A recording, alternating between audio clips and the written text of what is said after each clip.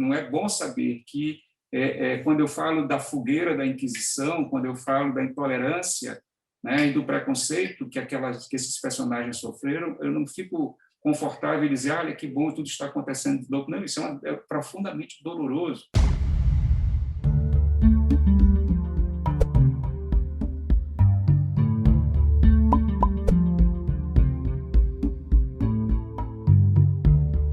De perto, ninguém é normal, como nos ensinou o poeta Caetano. Conhecer uma pessoa de perto, perceber motivações, intenções, boas ou más, o brilhantismo intelectual de grandes personalidades. Mas também reconhecer suas circunstâncias, suas fraquezas, seus erros, suas contradições. O gênero de estudo histórico que lança a luz sobre tais aspectos que estão dentro de todos nós, é a biografia. As boas biografias, além de descreverem as pessoas em questão, conseguem contextualizar o tempo em que elas viveram. As melhores biografias acabam nos fazendo pensar não apenas sobre o passado, mas também sobre o nosso presente. E é para falar sobre o passado e sobre o presente que o Canal Brasil recebe o historiador, o biógrafo, Lira Neto. Lira, muito obrigado por nos receber remotamente aí desde Portugal. É um prazer recebê-lo.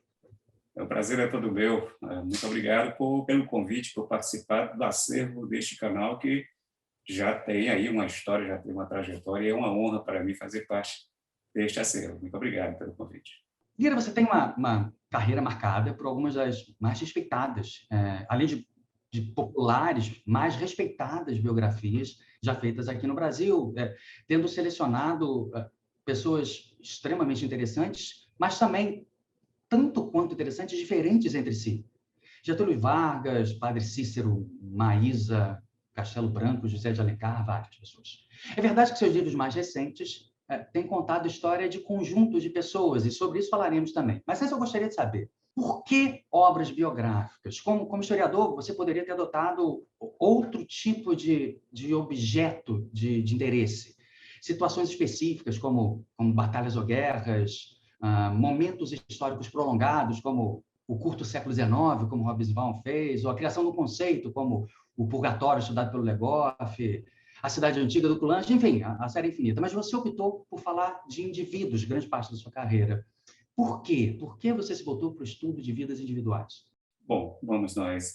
Na verdade, é o seguinte, a minha formação original é de jornalista, né? Eu sou originalmente um repórter e sempre me interessou exatamente essa história, as histórias de vida, as histórias de personagens, a história de personagens que, na sua singularidade, acabam por nos dar elementos para a compreensão de histórias maiores, de contextos maiores. Então, o meu olhar de jornalista, o meu olhar, o meu treinamento, quase eu diria, o meu adestramento como jornalista era na perspectiva destas pequenas histórias, nas pequenas histórias de vida que ajudam a iluminar grandes cenários. Quando, a partir de um determinado momento, eu me reaproximo dos estudos acadêmicos, eu tinha me formado em comunicação social, em jornalismo, portanto, lá atrás, né, e não tinha me preocupado em dar prosseguimento a uma trajetória mais próxima da universidade. Tinha mergulhado nas redações, no trabalho do jornalismo diário, do jornalismo cotidiano, mas, a partir de um determinado instante, eu percebi que havia algumas lacunas intelectuais e algumas inquietações pessoais que o jornalismo não contemplava, que o jornalismo em si não me dava. Eu precisei pedir empréstimos, vamos dizer assim, fazendo uma espécie de contrabando de signos, contrabando de conceitos de outras áreas. E aí fui me aproximando lentamente e gradativamente, mas também progressivamente, de forma muito intensa, né, dos estudos de narrativa, né, ou seja, algo mais voltado ao texto, ao estudo do texto, e por isso eu fui fazer, posteriormente, um mestrado em comunicação e semiótica, né, e, na sequência, né, me aproximando cada vez mais dos estudos históricos, da metodologia da história entendida como uma ciência. E aí isso me situou numa área de confluência e de interseção entre este interesse original, né, do jornalismo, numa zona de interferência da compreensão da narrativa como uma artesania, né, como uma construção carregada de sentidos, e também, né, com essa necessidade de impregnar meu trabalho de um rigor histórico, um rigor metodológico cada vez maior e mais intenso no trato com as fontes, né, com as fontes documentais. Então, chegou a esse estágio de confluência em que o meu interesse original, como repórter, se mesclou a essa compreensão da história e, principalmente, de uma perspectiva histórica voltada para o estudo da vida privada, para os estudos do cotidiano. Então, nessa mistura, né, entre história e jornalismo, mediada ali pela análise e pela produção da narrativa, né, eu acabei por palmilhar territórios aparentemente diversos, mas múltiplos e complementares, né, o que acabou por me também contemplar uma outra característica muito da minha personalidade, que é aquilo que o Carlos Ginzburg, o grande historiador, né, dizia, né, num dos seus livros, que ele dizia assim: graças a Deus, eu nunca me tornei um especialista em nada. Graças a Deus, eu sou movido por interesses múltiplos, por um pensamento e por uma curiosidade múltipla e nômade, né? Então, serviu então para confirmar em mim essas crenças e essas predisposições anteriores, né, como trabalhador e como jornalista e, portanto, como historiador. E Lira, você, como já é sabido por todos, e conversaremos sobre algumas dessas pessoas daqui a alguns minutos, mas algo que me causa bastante interesse é o fato de você escolher personalidades que aparentemente são muito diferentes entre si. Ao mesmo tempo, fica uma dúvida na minha cabeça. Pelo menos para você, se essas pessoas são, pelo menos tradicionalmente consideradas muito diferentes entre si, existe alguma característica específica que lhe atrai nessas pessoas? Voluntariamente ou não te atraia essa característica? Existe algo em comum entre as pessoas que foram tão diferentes entre si, que foram retratadas por você nas suas biografias? O Galiano, curiosamente, eu só vim a perceber isso muito depois. De início, eu me sentia atraído por um personagem ou por uma história, e ia atrás, ia correr atrás, ia investigar, e nunca tinha parado para perceber exatamente se havia algum fio narrativo ou algum fio de sentido que unisse essas trajetórias, né, aparentemente também tão díspares, né, tão desencontradas no tempo, no espaço, né, o que é que, por exemplo, Maísa tem a ver com Padre Cícero, né, o que é que José de Alencar tem a ver com Getúlio Vargas, e muito posteriormente, alertado até por alguns leitores, né, e por alguns editores, né, que me deram a luz e a chave de entendimento dessa questão. Ou seja, não há algo tão errático, né, apesar dessa aparente falta de lógica e falta de sentido nas escolhas, né.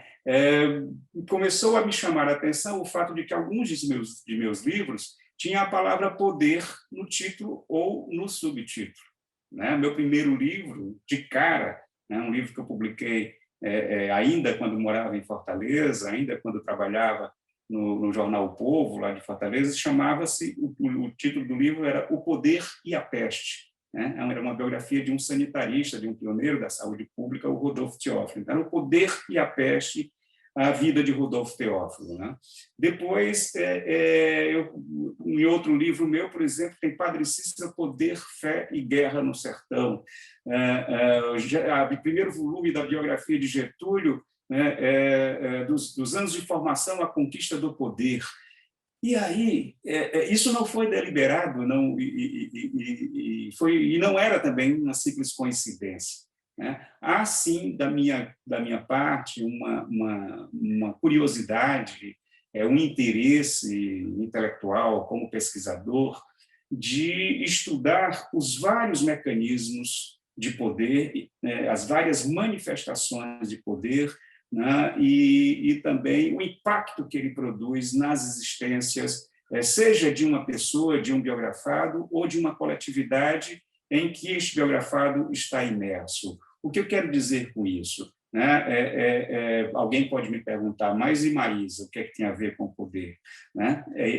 Se um bom leitor vai perceber que um dos grandes personagens da biografia Maísa, Só na Multidão de Amores, é exatamente uma dessas manifestações de poder, né? O poder o poder da mídia, o poder da imprensa, o poder da chamada, inclusive, da imprensa marrom, que naquele momento, né, floresceu no Brasil, a forma como Maísa era utilizada e se utilizava deste tipo de mecanismo, né? O poder do mercado fonográfico, com o qual Maísa rompeu já no final da sua vida e foi morar em Maricá. Ou seja, o poder não aparece de forma tão explícita, né, como pode aparecer na biografia de Castelo Branco, na biografia de Getúlio Vargas e mesmo na biografia de José de Alencar, que, sendo um romancista, era também um político, era também um polemista, né? E daí o título do livro, da biografia de Alencar, que é O Inimigo do Rei,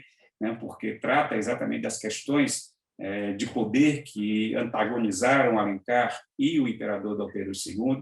Então, talvez o fio condutor, talvez a lógica que perpassa todos esses livros seja exatamente isso, uma discussão e uma reflexão, né, permanente sobre o poder e suas manifestações. Né? Talvez, dentro desse nomadismo, dessas pontas aparentemente soltas, exista aí o ponto de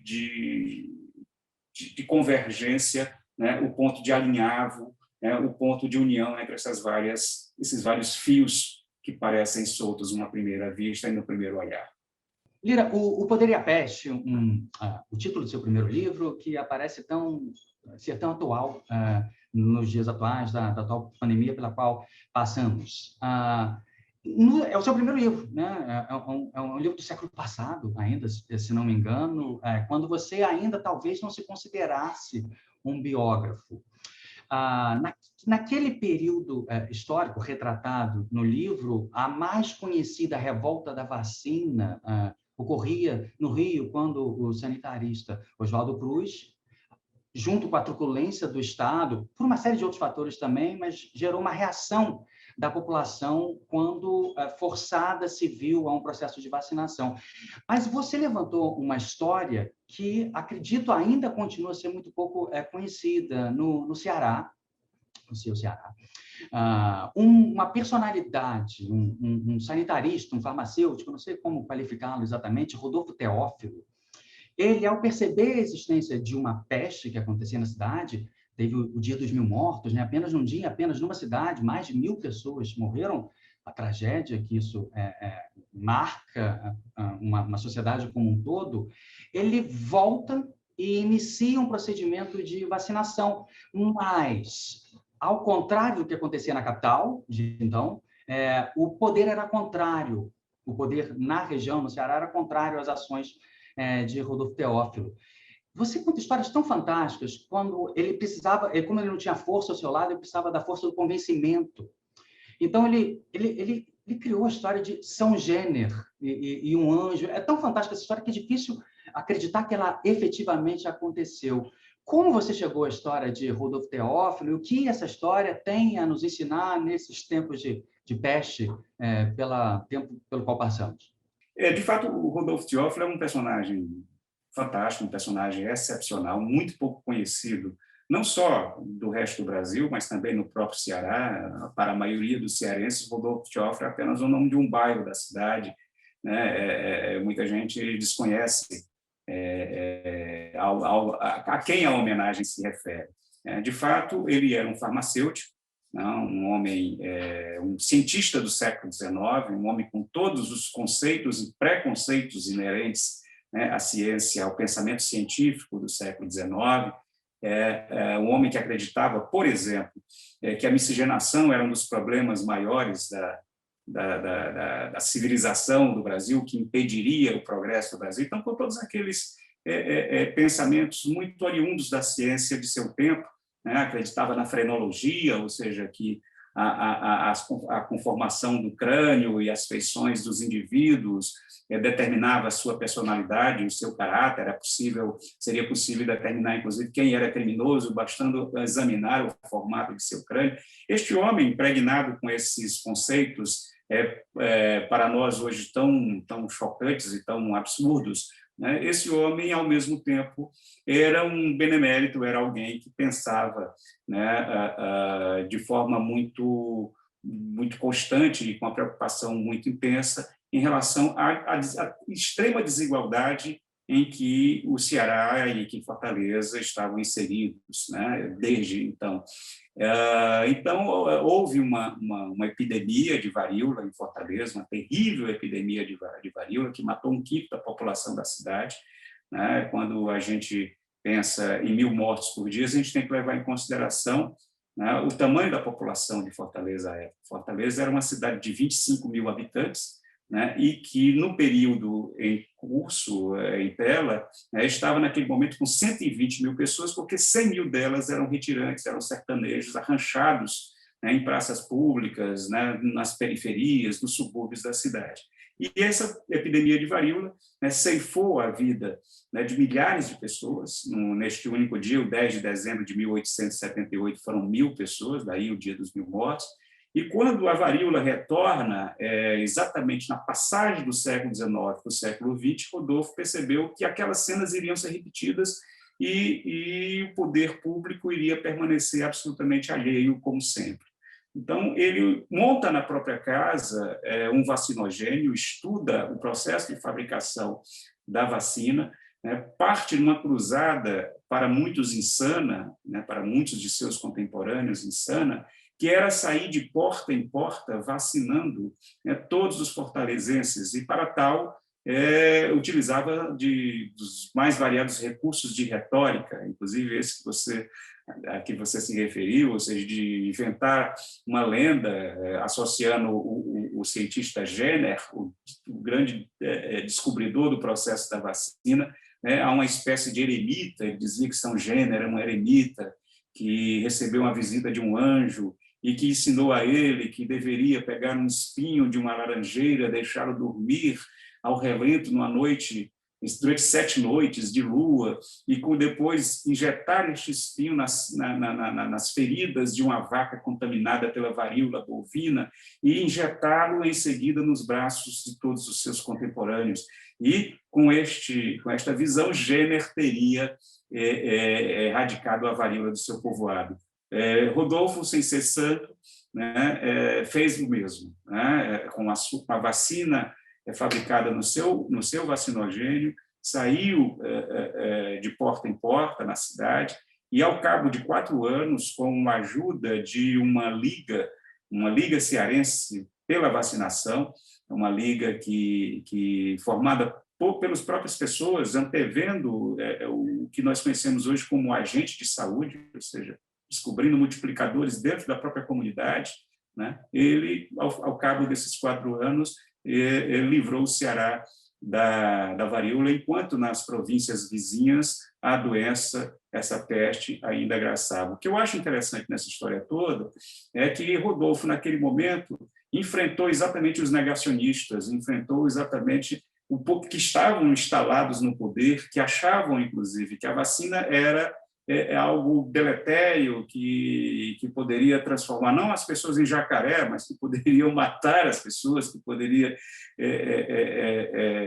provocar prejuízos, trazendo doenças, e como efeito colateral, a meningite seria uma decorrência da vacina. Então, Rodolfo, né, contra o poder e contra esta peste, instaurou esta cruzada santa, vamos dizer assim, né, essa luta contra essa doença, e, infelizmente, acabou sendo esquecido, né? O seu nome não passou à história.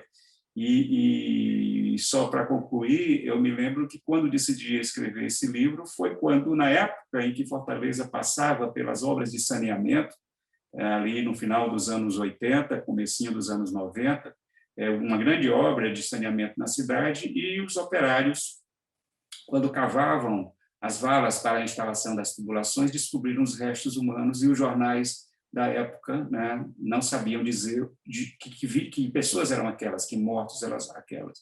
E aí foi quando um professor do Instituto Histórico ligou para o jornal e disse: meninos, como vocês são ignorantes, né?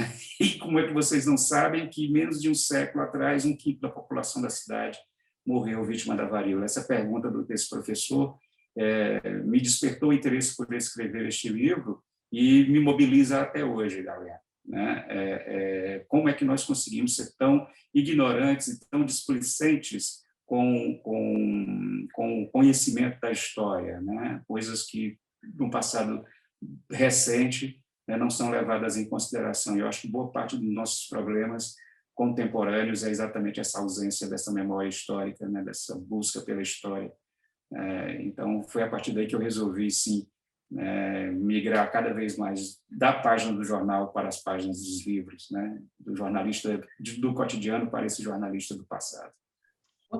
Outro momento histórico sobre o qual você lançou luz, e acredito que também exista uma potencial relação entre aquele momento e o atual, pelo menos em algum nível, é a sua biografia sobre o primeiro dos ditadores da ditadura iniciada em 1964 no Brasil, Castelo Branco, que acho que você mesmo considera que foi a sua primeira biografia em nível nacional, talvez, porque essa primeira não teve um lançamento enquanto algo de alcance nacional, se não me engano, apesar de merecer uma reedição nesse momento histórico. Vamos pensar nisso.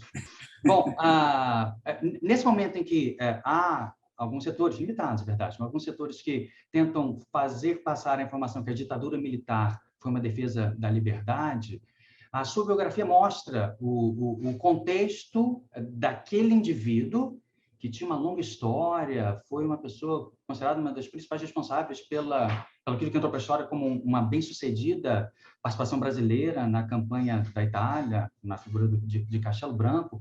Até você usa muito essa memória das relações pessoais que ele teve com vários indivíduos que voltam exatamente no momento do início da ditadura militar no Brasil.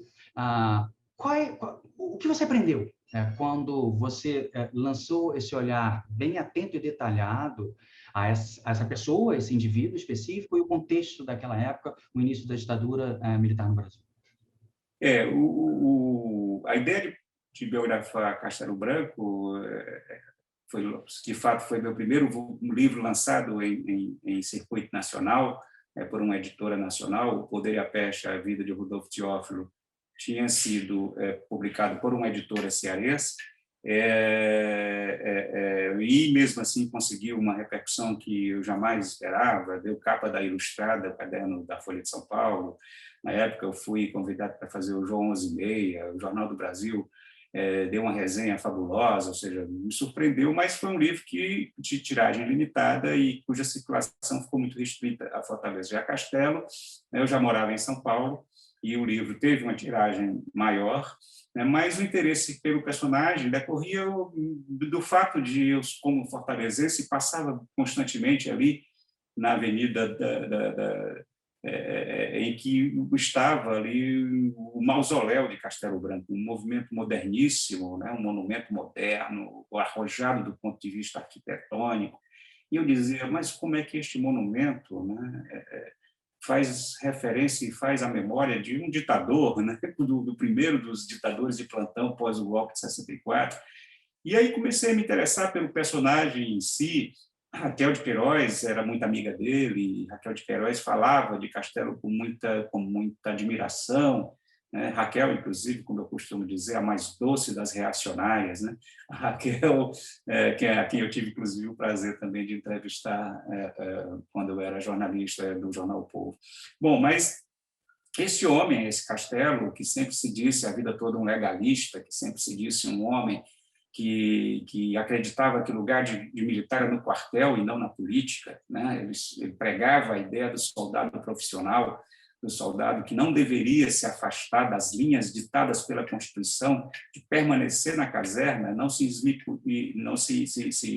introduzir na disputa e na discussão política partidária. Este homem se torna presidente da República. Então, outros aspectos da trajetória do Castelo foram me chamando a atenção. O fato dele ter sido, sim, um dos comandantes e um dos estrategistas da Força Expedicionária Brasileira quando da guerra, da grande Segunda Guerra Mundial, na participação brasileira nos campos de guerra da Itália,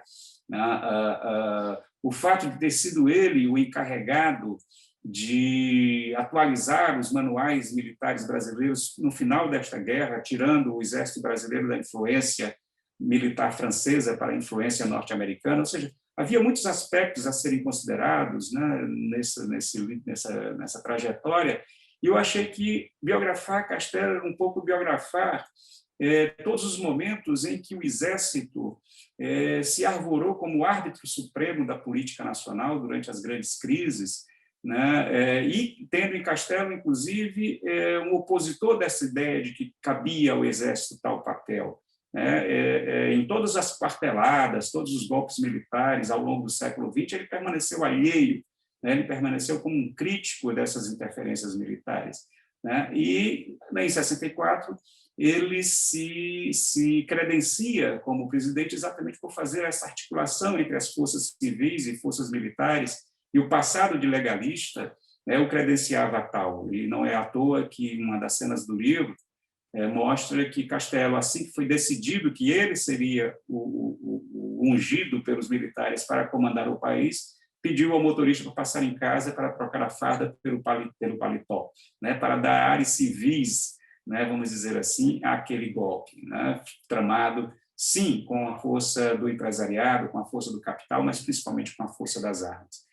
O que esse livro me ensinou, Galeno, me ensinou exatamente isso, me ensinou a compreender esse ímpeto salvacionista que ainda impregna os quartéis, e essa mística de que as forças armadas estão acima do bem e do mal, né, e que caberia a elas esse papel de regenerar a nação, né, de exterminar a corrupção, de impor um padrão ético e moral à condução dos destinos nacionais, e mostrar a falácia que está presente nesse tipo de ideia, né? E também me serviu, né, que mesmo Castelo, um homem que se dizia contrário ao autoritarismo, que se dizia contrário à tortura, foi conivente com tudo isso, né? Foi conivente com a tortura, foi conivente com o arbítrio, foi conivente com a cassação de adversários, assinou atos institucionais que colocou muita gente na cadeia e no ostracismo, né? Então, mostrar que, mesmo nessa primeira fase da ditadura, ao contrário do que muitos apregoam, já havia ali um espírito autoritário, já havia ali um poder exercido, né, baseado no arbítrio. Então, é um pouco isso, e logicamente, foi um livro que foi relançado há pouco tempo, ano passado, né? E qual não foi minha surpresa que um livro que tinha sido lançado originalmente em 2004, né, nos 40 anos do golpe, ao ser relançado agora, ele ganha uma atualidade incômoda, uma atualidade absurda, né, quando os horrores da ditadura, né,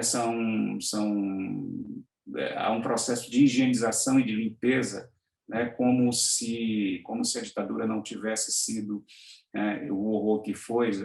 Mais uma vez, os negacionistas, né, tentam recontar essa história a partir de uma nova perspectiva, né? Então, talvez esse livro tenha essa importância, né, de mostrar aos jovens, aos leitores que não viveram a ditadura. Eu vivi o final da ditadura, nasci em 63, então nasci antes da ditadura, minha infância toda foi sob a ditadura, mas quando eu comecei a me compreender como gente, já foi no final da ditadura ali, participando dos movimentos estudantis, participando das mobilizações pelas eleições diretas e tudo mais.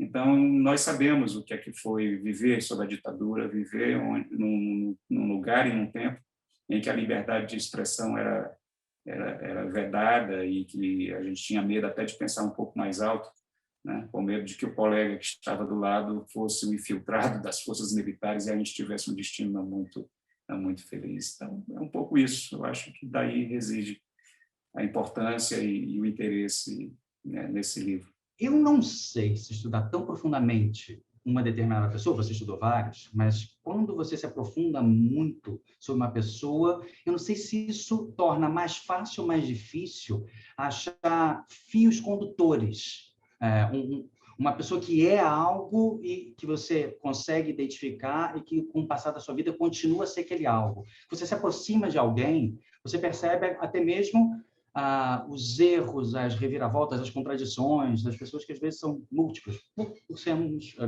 humanos todos e volúveis, talvez, muitos de nós.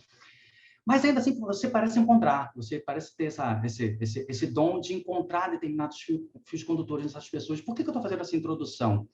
Por algo que você mesmo mencionou, se não me engano, no final do primeiro volume da sua trilogia sobre Getúlio Vargas, em que você menciona, eu não sei se eu estou errado, eu acho que foi no finalzinho do primeiro volume, quando você fala, considerava ser um erro, naquele momento você está até falando, olha, eu sei que Getúlio Vargas já muito se escreveu, talvez nunca se tenha escrito tanto sobre um brasileiro, tanto quanto já tinha sido escrito por Getúlio Vargas. Mas você falava, olha, você discordava da ideia da existência de 3 Getúlios, né? Um Getúlio revolucionário, o Getúlio ditador, o Getúlio democrata, que talvez pudesse ser a interpretação a ser dada dos seus livros que você já planejava que seriam 3. Quem foi esse Getúlio Vargas central?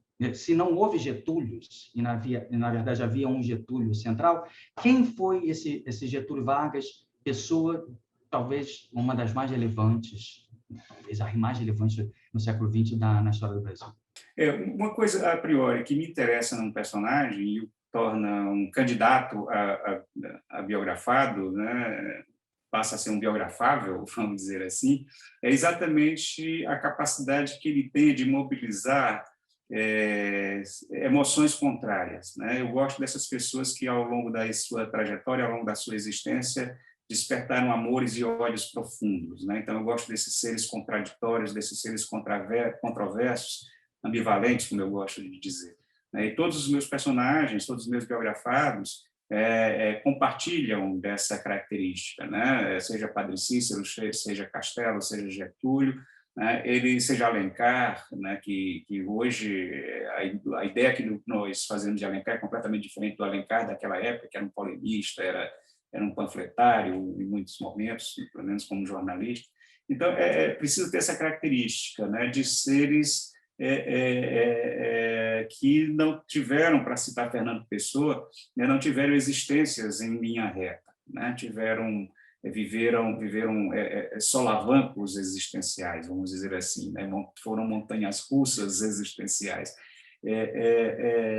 Mas, ao mesmo tempo, né, é exatamente nessas contradições, né, que eu tento buscar, né, algo que o caracterize, algo que o defina. No caso do Getúlio, de fato, a afirmação de que não houve 3 Getúlios, ao contrário do que o senso comum costuma dizer, e ao contrário do que muitos pensaram quando eu anunciei que iria lançar 3 livros, né, colegas meus, inclusive jornalistas, queridos amigos, disseram, entendi, porque o primeiro Getúlio é o Getúlio revolucionário, né? O segundo é o Getúlio ditador, e o terceiro é o Getúlio democrata do período final. Tal. Olha, eu disse, cronologicamente até que bate, mas, na verdade, não há 3 Getúlios. E foi a professora Celina de Araújo, uma das leitoras do livro, que tinha dito isso numa palestra e me fascinou e me inspirou, quando ela dizia que não, sempre houve só um Getúlio.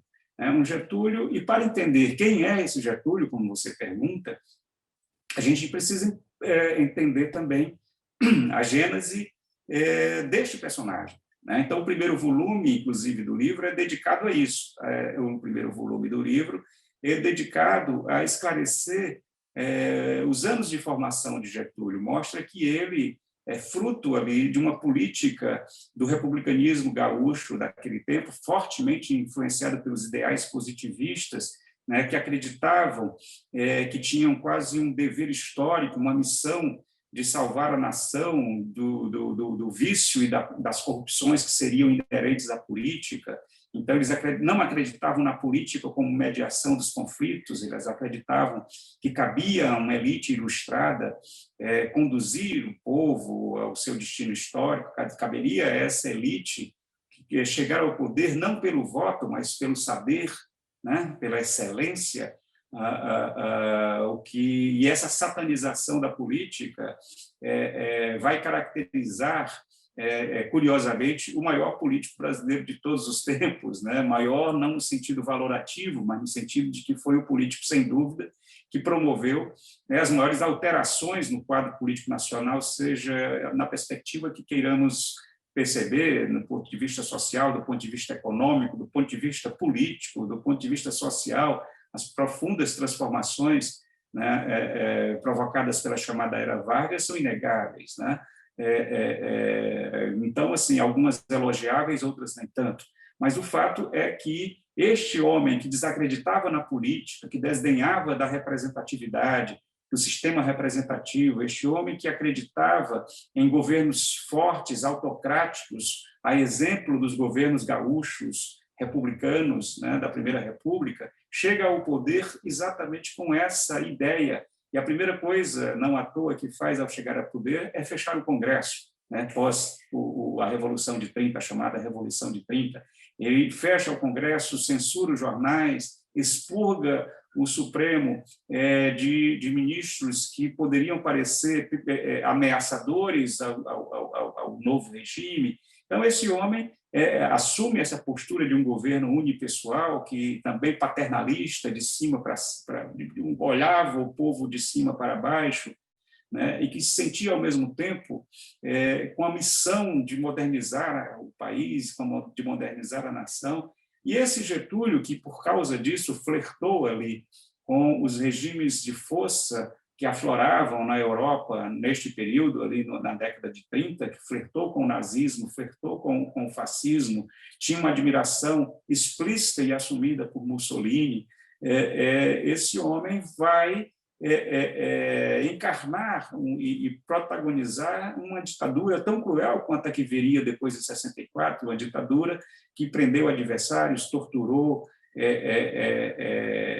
dissidentes, que queimou livros em praça pública, né? Então, assim, e esse homem, curiosamente, a partir de um determinado momento, a partir do final da Segunda Guerra Mundial, no cenário da Guerra Fria, ao pregar uma economia planejada, uma interferência, né, do Estado na economia, né, ele, nesse novo contexto, ele passa a ser associado, né, à economia planejada da União Soviética e passa, ao defender os interesses de autodeterminação do Brasil, passa a ser visto pelos Estados Unidos como perigoso, né? Passa a ser visto pelos Estados Unidos quase como um comunista.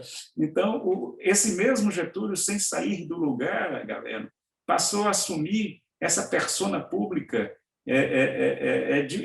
sobre várias nuances, era visto em cada momento com uma faceta diferente, sem que ele tivesse abdicado um só momento das ideias que estavam presentes na sua cabeça desde a juventude, né? Então, é por isso que há um só Getúlio, e é por isso o desafio de tentar mostrar essas contradições inerentes ao próprio Getúlio, porque eram decorrência muito das contradições da própria época, né? Muito decorrente das disputas políticas daquele próprio instante. Se não me engano, acho que foi o primeiro livro que você fez depois da trilogia sobre Getúlio, posso estar enganado, foi uma outra figura carismática, né, brasileira, o Padre Cícero.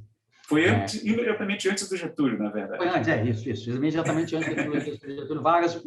Mas talvez em comum, eu estou tentando achar como você consegue achar algo em comum entre eles, esse aspecto Sim. carismático. Mas também não me engano muito se eu falar que o Padre Cícero, talvez até hoje, ainda seja uma personalidade pouco compreendida nos grandes centros urbanos no Brasil ainda. Sim.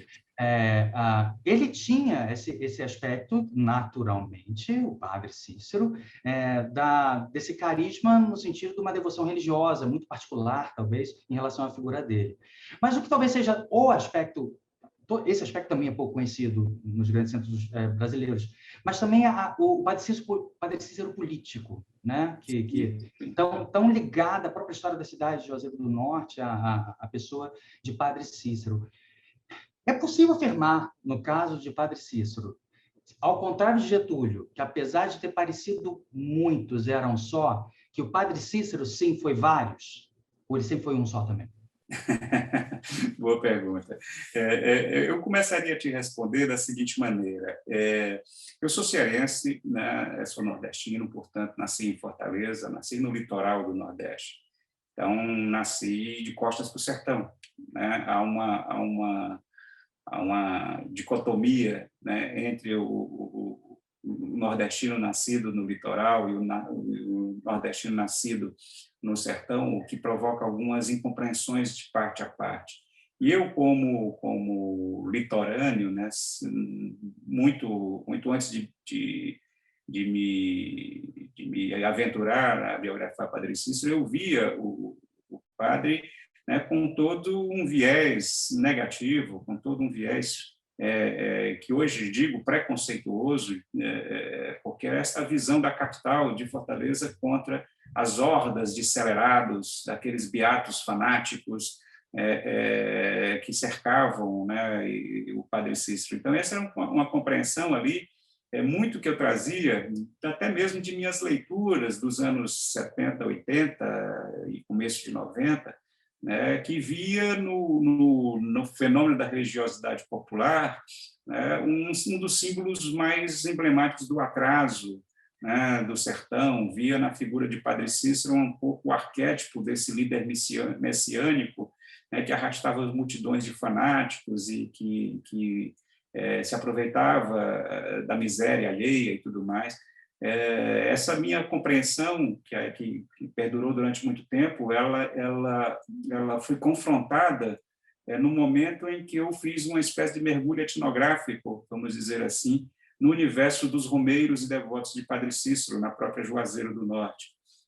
Eu passei a compreender melhor a força e a visceralidade desse catolicismo sertanejo, a forma até subversiva com que ele se posiciona em relação aos ritos oficiais da Igreja Católica, como ele mal comportado por excelência, né, indomesticado por excelência. Ele confronta essa asepsia desse rito e, bem recentemente, a Igreja Católica se rendeu ao fato de que não poderia deixar à margem do rito oficial essa legião de romeiros que todos os anos fazem várias romarias a Juazeiro do Norte, levando milhares de pessoas, né, uma quantidade de pessoas equivalente, por exemplo, à cidade de Roma. Né? Então, logicamente, o Vaticano não poderia deixar essa legião desprotegida. Então, houve todo um movimento de reabilitação do Padre Cícero, que, para quem não sabe, o Padre Cícero morreu proscrito da igreja, morreu acusado de professar falsos milagres, morreu sob a acusação de ser um embusteiro. Né? E, então, eu compreendi um pouco, ao ler, inclusive, toda a documentação que eu consultei, o processo do qual ele foi vítima, o processo eclesiástico, vale dizer, e constatei o tremendo etnocentrismo, o eurocentrismo com que o caso foi julgado por Roma. Né? Basta dizer, por exemplo, que nesse processo a Beata Maria de Araújo, que era a verdadeira protagonista dos supostos milagres, né, alguém que a hóstia supostamente se transformava em sangue ao ser colocada na boca da Beata, né, ela era tratada como esta preta, esta analfabeta, esta mulher ignorante, como ela ousa dizer que o sangue divino de Cristo está na sua boca, uma boca sem dentes. Então, assim, era de um preconceito atroz. E há, inclusive, uma frase atribuída ao consultor do então bispo do Ceará, né, o consultor, o reitor do seminário da Prainha, um padre francês, o padre Chevalier, que dizia: imagina se Jesus Cristo vai sair dos campos da Europa para fazer milagres no sertão do Brasil. Então, assim, todo esse etnocentrismo foi me chamando a atenção e me despertando o interesse para tentar ver essa história por um outro viés, né? E perceber o que significava a palavra daquele homem que falava como um sertanejo, né? Que, por mais que tivesse passado por um seminário romanizado, estudado latim, retórica, os clássicos da teologia, sabia falar como ninguém, atingia o coração do povo como ninguém. Então, passei a compreender a ação política, inclusive, de Padre Cícero, em prol de Juazeiro do Norte, protagonizando uma guerra de sedição, né, que faz com que sejam enviadas tropas federais. O Juazeiro do Norte quase virou uma nova Canudos, não fosse a força e a devoção dos discípulos de Padre Cícero em defesa da cidade, né? Bom, é um personagem, sim, controvertido, é um personagem polêmico, é um personagem que no meu livro eu não isento de todos os defeitos, os vícios, as astúcias, mas, ao mesmo tempo, procuro opor a essa carga profundamente negativa, né, o condão que ele teve de tocar na alma do povo, tentar compreender isso, compreender a origem e a substância dessa fé sertaneja, né? Eu, como um homem absolutamente desprovido do sentimento da fé, né, tive que aprender muito com o romeiro mais simples, né, ouvindo os romeiros, deixando com que eles falassem num processo de escuta, né, permanente, passei a compreender este universo, passei a compreender a profundidade da fé do sertanejo, né? Então, talvez seja o livro que mais me modificou do ponto de vista pessoal, talvez tenha sido o livro que mais me tocou a ponto de colocar de cabeça para baixo uma série de compreensões e de ideias prontas, né, que eu alimentava naquele instante. Falemos agora do seu último, o seu mais recentemente lançado livro, que fala sobre a presença de judeus que vieram da Holanda aqui para o Brasil, no setor do hoje Nordeste brasileiro. Isso foi no século XVII, né? A gente falando de séculos atrás, é um passado mais distante em relação às outras pessoas que foram retratadas por você. Tem dois aspectos, tem vários aspectos, mas tem dois que me chamaram mais a atenção nessa sua obra, Lira. O primeiro deles é a própria dificuldade técnica, primeiro, produzir a biografia não de uma pessoa, ou sequer de um tema, mas de vários temas no seu livro, né? Que você volta desde da Península Ibérica, a expulsão dos judeus, a Holanda, esses cristãos novos, ou novos judeus que voltaram a poderem ser judeus na Holanda, que vieram para o Brasil. Ou seja, você está falando de várias questões simultaneamente, dentro de um contexto de imprecisão, precariedade, lacunas na própria documentação, de onde retirar essas informações. O que eu achei de uma honestidade intelectual profunda é você ter reconhecido isso, inclusive, no livro, de que trata-se aqui não de uma verdade absoluta. Nunca falamos disso em ciência, né? Mas não é um livro que busca verdades definitivas, mas é quase que o lançamento de perguntas. Acho que você chega a usar essa expressão em algum momento, né? Que busca fomentar o interesse por esse período histórico, por aquelas pessoas, por aquela situação.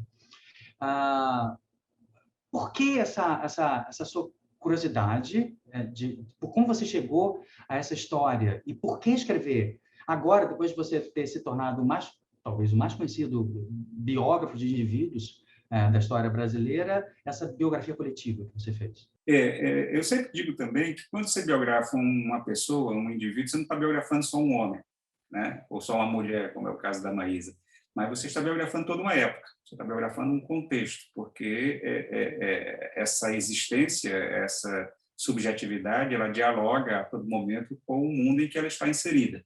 Nenhum homem é uma ilha, né? Como dizia o poeta. Então, assim, toda a ideia, quando eu biografo alguém, é fazer um retrato de uma época. Mas, nesse caso, especificamente, né, assim como foi o meu livro imediatamente anterior, Uma História do Samba, As Origens, né, foi a ideia de fazer exatamente uma biografia coletiva, né, de escolher personagens, de escolher determinadas individualidades que ajudassem a iluminar, né, de uma forma coletiva, todo um cenário de época, todo um contexto de época, né? E recuar ao século XVII, né, foi uma ousadia, eu durante algum tempo temi isso, né, mas era um tema que basicamente meus livros estão todos situados, né, no século XX, com exceção de Alencar, que pega século XIX, era até onde eu tinha ido, do ponto de vista cronológico, era o marco temporal mais remoto a que eu havia recorrido, né? Mas voltar ao século XVII, eu sabia dos riscos disso, mas, ao mesmo tempo, riscos do ponto de vista da documentação cada vez mais rarefeita quando você retorna no tempo, né? Mas, ao mesmo tempo, era um tema que me mobilizava e sempre me interessou muito, um tema que eu venho perseguindo há muito tempo. Muitos desses livros que nós estamos falando aqui foram escritos enquanto eu juntava material, enquanto eu juntava documentação, enquanto eu lia, né, volumes e quase uma biblioteca inteira sobre, boa parte dela está aqui atrás de mim, né, sobre os livros, inclusive, que eu trouxe do Brasil para Portugal. Não pude trazer tudo, mas esses livros me acompanharam na travessia do Atlântico, porque eu havia decidido que, ao vir morar em Portugal, eu iria pôr em execução esse projeto que vinha sendo constantemente adiado, né? Bom, mas o fato é que esse assunto me interessava pelo fato de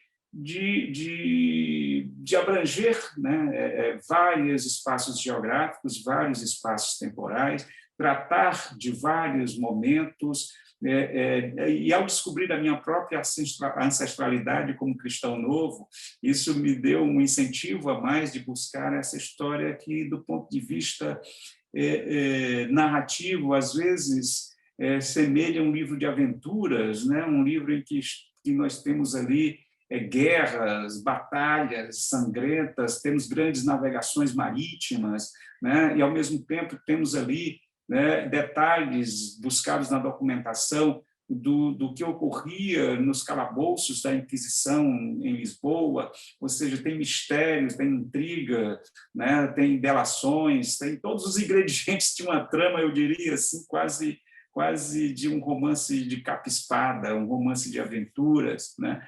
E, ao mesmo tempo, uma narrativa que é profundamente calcada numa documentação em que não entrou uma vírgula de imaginação, ou de ficção, ou de criação literária, né? Esse tema me fascinava, sempre me fascinou, e pense, o próprio subtítulo do livro já é uma espécie de trailer e anuncia ao leitor, né, as várias dimensões e as várias camadas dessa história, né, que Arrancados da Terra, que tem como subtítulo, né, perseguidos pela Inquisição na Península Ibérica, refugiaram-se na Holanda, ocuparam o Brasil e fizeram Nova York. Ou seja, é uma história incrível por si só, que, se tivesse saído da cabeça de um roteirista, de um argumentista de cinema, muito provavelmente teria sido recusada pelos produtores, por dizer, não, isso é inverossímil, isso não faz sentido nenhum, isso, né, esses deslocamentos, essas vidas em permanente deriva,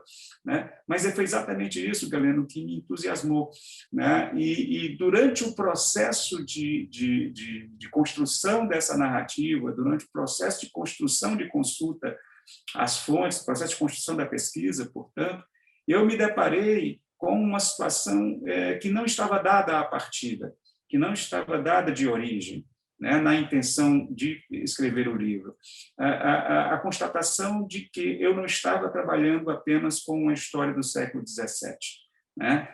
Por mais que eu estivesse recuado no tempo, né, eu tinha me aproximado profundamente dos dias atuais.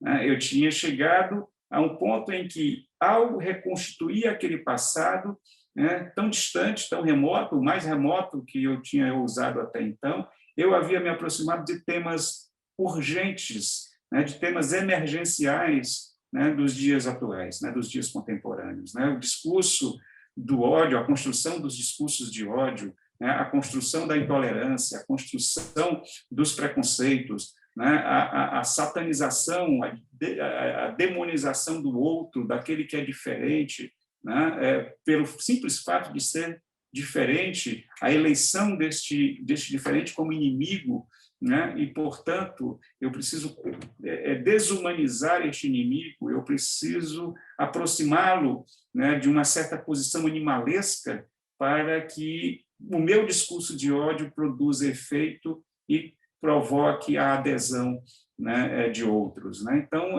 nada mais contemporâneo, né, nada mais atual, não só do ponto de vista das migrações, dos refugiados, né, porque era uma história de refugiados, né, e é por isso que eu dedico o livro aos refugiados, né, de todos os tipos de refugiados, de exilados, né, de imigrantes, como eu sempre fui, desde que saí de Fortaleza, fui para São Paulo e agora estou desse lado de cá do Atlântico. Então, assim, é um livro que toca na corda de questões muito delicadas e questões, como eu disse, muito urgentes, né? O que faz também, mais uma vez, é um livro que, escrito com uma intenção, ganha uma atualidade a partir do momento em que ele chega ao leitor, né? E, para mim, isso não é fácil. Para mim, isso, eu confesso a você que isso não é um sentimento bom, né? Não é bom saber que, quando eu falo da fogueira da Inquisição, quando eu falo da intolerância, né, e do preconceito que esses personagens sofreram, eu não fico confortável em dizer, olha, que bom, tudo está acontecendo. Não, isso é profundamente doloroso, né, saber que, ao remexer no passado, você está encontrando elementos para a reflexão do presente, né? Isso dói. Quando eu falei que tinha me saltado, a atenção tinha sido despertada em mim sobre dois aspectos, antes de você responder, era isso que eu iria me referir. Você já respondeu antes mesmo essa atualidade dos temas levantados. Mas também falando sobre esse aspecto atual de uma grande parte das suas obras, eu me lembrei de outro aspecto. E queria aproveitar, até porque eu me recordo que há pouco tempo, conversando você com Inácio Loyola e com Heloísa Starling, e você suscitou um tema que chamou muito a minha atenção para a oportunidade de você ter falado sobre aquilo. Me ocorreu até, eu vou dizer já a que me refiro, mas eu quero primeiro falar de um pensador alemão, Karl Jaspers, um filósofo alemão, que logo depois conviveu com toda a turma, Hannah Arendt, até com o próprio Heidegger, mas que assim que termina a Segunda Guerra na Alemanha, uma sociedade absolutamente destruída, não apenas materialmente, mas principalmente espiritualmente, diria eu, devido ao fenômeno do nazismo, ele sentiu a necessidade de buscar algo que aproximasse o sentimento de comunidade na Alemanha pós-Segunda Guerra Mundial. Foi aí que ele veio com a ideia de responsabilidade coletiva, né? Que era coletiva de todos. Com isso, ele não falava que não havia culpados. Claro que havia os criminosos do fenômeno nazista, mas que toda a população alemã, em algum grau, fora responsável por aquilo que acontecera. Claro que os graus de responsabilidade são distintos. Claro, aos criminosos, mas há aquele que se filiou ao partido nazista para conseguir um emprego, que levantava o bracinho de vez em quando, porque era conveniente, e até mesmo os que resistiram, porque não foram suficientemente convincentes para não fazer com que a sua sociedade não caísse onde caíra. Num recente debate que eu vi, esse que eu acabo de mencionar, você menciona que nos últimos anos, talvez na última década, uma percepção de uma espécie de naturalização da agressividade no Brasil. Por exemplo, você falou de uma defesa do politicamente incorreto. E isso o que me fez pensar foi em alguma coisa que eu me acostumei a ler nas suas biografias, a descrição de contextos históricos. Nesse sentido, Lira, é possível fazer uma biografia do presente de um Brasil agressivo como está nesse momento, devido ao que aconteceu nos últimos anos? Olha, isso provoca em mim uma reflexão pessoal tão intensa, ao ponto de que estou, inclusive, deste lado de cá do Atlântico, muito por causa disso, né? Chegou um momento em que, para minha sanidade mental, respirar o ar tão tóxico que está sendo respirado no Brasil me fazia mal, me atrapalhava, inclusive, como profissional, me atrapalhava para produzir, me tirava a concentração necessária exigida pelo trabalho intelectual, né? E percebendo, inclusive, que todo o trabalho que dissesse respeito à cultura, à inteligência, à criatividade, à arte, no Brasil, ficou sob ameaça, né? Sob a ameaça real, né? De desconstrução absoluta de cenários. É claro que, e repito aqui talvez o que eu tenho dito, muito provavelmente pelo que você fala no debate com a Heloísa e com o Inácio, que uma dos elementos que eu detecto como o momento em que se abriu essa caixa de Pandora, né, é claro que houve vários fatores, mas, por exemplo, nós começamos a naturalizar, sim, esse discurso violento, esse discurso preconceituoso, né, em nome, inclusive, quando ele era enunciado em defesa da liberdade de expressão, ou seja, nós temos a liberdade de fazer as piadas mais cretinas, as piadas mais preconceituosas, tentar estabelecer um contraponto ao politicamente correto, numa adesão total ao politicamente incorreto, sem limites, em que o humor não tinha limites, em que programas de televisão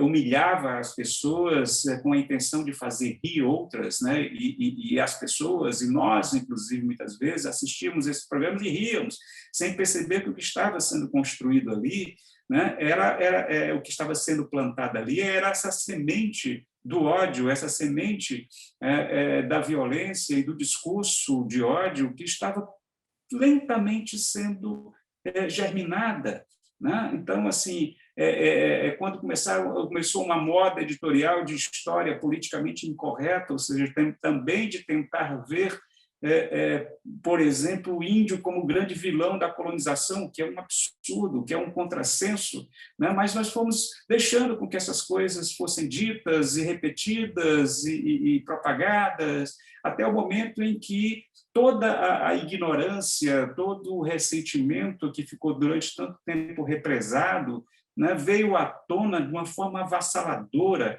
né, veio à tona de uma forma em que a ignorância se tornou vaidosa de si mesmo, o fato de ser pouco ilustrado, de pouco polido, virou um valor, virou um ativo, né, valorizado, inclusive, como uma espontaneidade, né, um modo espontâneo de ser, né? Então, a deseducação virou novamente uma coisa aceitável, mais do que aceitável, perseguida, né? Então, isso tudo foi sendo inoculado, foi contagiando o ambiente, né, ao ponto em que discursos machistas, homofóbicos, misóginos, racistas foram anunciados numa campanha política e muita gente tapou o nariz ou até aplaudiu, né, e aderiu a ele em nome exatamente de um anti-tudo, de um antissistema, de uma coisa assim, de uma adesão a algo que se apresentava como disruptivo de tudo que está aí, né? E quando, na realidade, era só a confirmação de tudo que mais perverso, né? Era só a confirmação do que de pior nós tínhamos, né? E se coloca e é alçado ao poder, retroagindo e retrocedendo décadas de conquistas civilizacionais de gerações e gerações, né? Ou seja, determinados valores que nós considerávamos já dados, né? Já conquistados, inegociáveis, né? Como a questão do meio ambiente, como a questão, né, da discussão sobre comportamentos e tudo mais, isso parecia já vencido. Vamos cuidar de outras coisas, vamos cuidar do futuro. Mas voltamos, como naquele joguinho, nós voltamos várias casas, né? A nossa pedrinha caiu, nosso peão caiu numa casinha tal que dizia volte 80 casas, entendeu? Volte para o começo de tudo. Ou seja, e tudo que tinha sido construído com muito suor, com muita luta, com muita habilidade, né? Enfrentando muitas resistências, novamente temos que passar por tudo isso, né? Então, isso quem for fazer a biografia deste tempo, né? E quem estiver fazendo a história do presente, né, não pode deixar de levar em consideração o momento em que isso iniciou, o momento em que esses valores foram jogados na arena da discussão pública e não foram combatidos com a veemência necessária desde o início, né? Ou seja, assim como nós podemos perguntar a um alemão por que ele deixou que acontecesse o nazismo, os nossos netos vão nos perguntar como é que nós deixamos acontecer o que está acontecendo nesse momento, né? A nossa perspectiva de história, né? O que os livros de história vão dizer da nossa omissão, né? Ou da nossa pouca potência, né? Eu fico pensando exatamente hoje, tive pessoas que eu conheço que ajudaram a construir esse cenário devastador que que hoje existe no Brasil, fico pensando como é que elas dormem, sabe? Fico pensando como é que elas encostam a cabeça no travesseiro, para usar a velha imagem, né? Mas o futuro vai nos cobrar. O futuro vai nos cobrar pelos atos e omissões, né? Infelizmente, né, muitos de nós não temos um bom testemunho a dar, né? No meu caso, eu digo para você que também não é confortável para mim ter feito a opção de ter atravessado o Atlântico. Isso, para mim, não é algo que eu me orgulho. Isso, para mim, não é algo que me deixe contente. Me deixa aliviado, né? Mas contente, não. Às vezes eu me pergunto se não teria sido mais forte de minha parte ter ficado e enfrentado esta situação. Mas hoje percebo que, além de tudo, existe algo, e com as novas tecnologias, a nossa voz não precisa mais estar plantada num determinado lugar. A nossa voz ecoa onde quer que estejamos. Ela pode transcender o espaço, pode transcender as fronteiras e ser ouvida, né, como estou falando aqui agora contigo, né? Então, assim, esse sentimento, às vezes, de um certo remorso por não estar no Brasil, né, amenizado por oportunidades como essa, em que eu posso falar contigo, ou falar com quem está nos ouvindo, e quando eu escrevo um livro como Arrancados da Terra, né, eu acho que é um livro escrito com muita responsabilidade, com muita ciência e com muita consciência do que representa a palavra escrita, a força da palavra escrita, o amontoado de coisas escritas, né? Então, assim, o que significa isso? E me deixa cada vez mais consciente e convicto da importância do meu ofício, da importância social e da necessidade social do meu ofício como escritor, como cidadão, como jornalista, como historiador e como pesquisador. Lira Neto, esperando tê-lo brevemente aqui conosco no Brasil de novo. Muito obrigado pela entrevista. Muito obrigado, galera. Eu que agradeço.